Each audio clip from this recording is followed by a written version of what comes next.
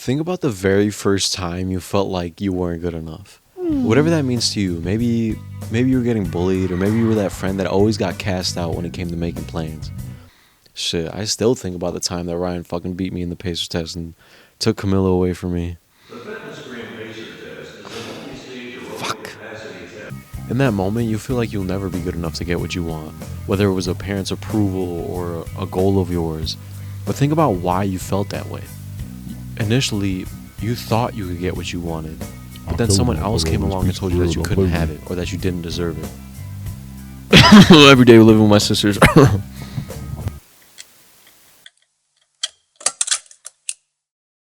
When I was growing up, I always felt like I was cast out by just like everybody. Like no matter what I do or anytime I try to talk, everyone would just be like, shut up, you're annoying, go away.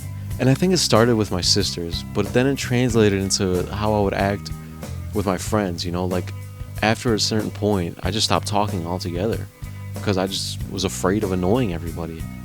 I think that's part of the reason why I moved into this new place, you know, I wanted to fall in love with my voice again. Like now I can just be loud and I can do whatever I want to, as loud as I want to, you know.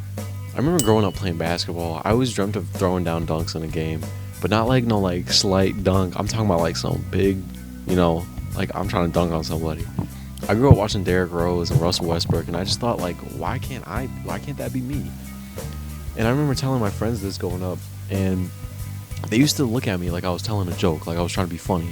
Like they couldn't fathom the fact that I thought I could do these things. We grew up in a white ass suburb where like shit like that just didn't happen. Of course, the other white dudes that I was hanging out with was telling me that I couldn't do it because they themselves couldn't do it. But I believed in myself and I believed in my potential. I started doing calf raises hoping that my vertical would grow. And then around 8th grade is when I started touching the rim and I could see my dreams getting closer and closer. And then a freshman year, I got promoted to varsity, which was pretty cool. So after that, it was just about waiting for my opportunity. In my sophomore year, I finally got my first bit of tick. And it was one of their holiday tournaments where I tagged along. I wasn't even supposed to be there, and I definitely wasn't supposed to play. But we were already getting blown out, obviously, so they put me in for about like 10 minutes. And within that 10 minutes, the other team started pressing still. I have no idea why, but shit, I was grateful because I got the ball at midcourt and I saw their point guard under the rim.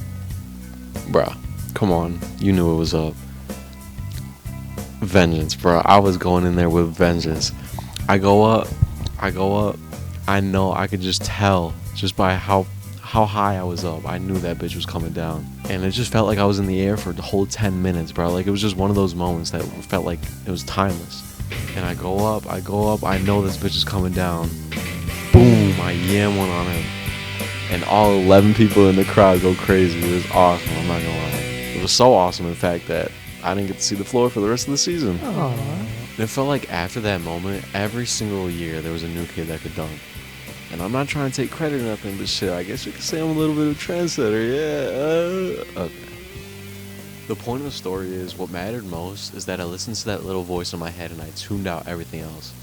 I didn't check to see if anybody beat me to the moment, because I just worked my hardest to be the first. Recently though, I feel like we've all lost that like little voice in our heads, and I feel like me especially, I've definitely been comparing my life to a lot of other people. In an attempt to find a more respectable job outside of YouTube, I thought, what better job to pursue when you're already feeling insecure than modeling? I mean, it's something I always knew I could try, and people always told me I could try it, but I'm like, I'll never stoop that low in life. Well, here we are. I'm really just like any of y'all though, man. Like I don't think too highly of myself, even if I might come off as otherwise. And imagine you walking into a room where every inch of your body is being judged and every inch of who you are is being judged. And whenever you go to these meetings or these tryouts, whatever you want to call them, you're supposed to like talk yourself up, you know, like you're supposed to make yourself seem more interesting than you are, which I am absolutely terrible at. So I walk in there, I have a whole different approach to things. I'm thinking, man, everybody tells me I'm going to be a model, so I think this is going to be a cakewalk, right? Hell fucking no, bro.